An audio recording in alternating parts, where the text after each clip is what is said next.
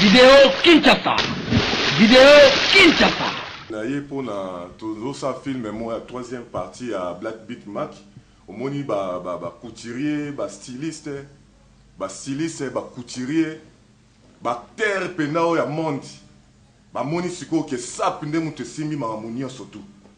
Le roi ngamo siko yo deli kundinga. Donc plus que roi nazali ba monenga na monsieur Thomas Gilou alobi ke photo kende na mboka na bino loko la monde wana kuna eza monde sap mais ba ezoke na nenga désolé loko eza mannequin oza sous sapeur donc yo loko oza sous à terre il faut to ke na mboka bon na omema ba ya bongo te fonga mona ya na assurer sécurité na bango muna mta ala mamna ye pour mamndenge leka kuna poto franchement ba organisation nyonso salamaki pona nde ba lelaki vie beaucoup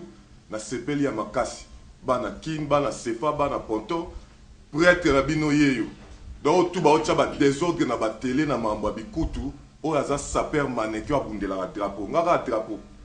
ngaza na obeta pona biso ba africain te na beta pona laksa mundele ke ngape na capable ya kolongola penani na ngana tiers monde ke na ngolikolo bato oyeba te o ayebi mambo sa peut-être ayoka mambo ngana oloba na ozwa tana expliquer bana kini ba désordre ezo sala mao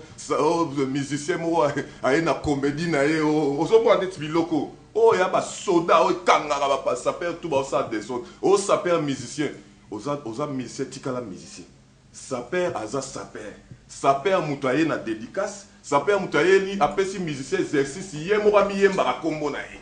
po mambwani ya mamna biso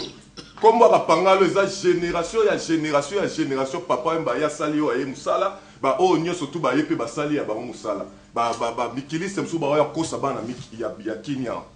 ba ya kosa bana kini so ba boaki dédicace a komi saper te so oza saper o mona nde na beti donc na roloba te so na bimi na nzela muta o mona beza ke c'est lui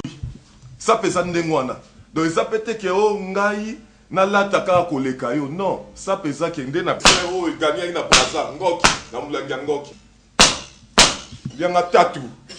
bana problème sérieux je suis là joli malanda check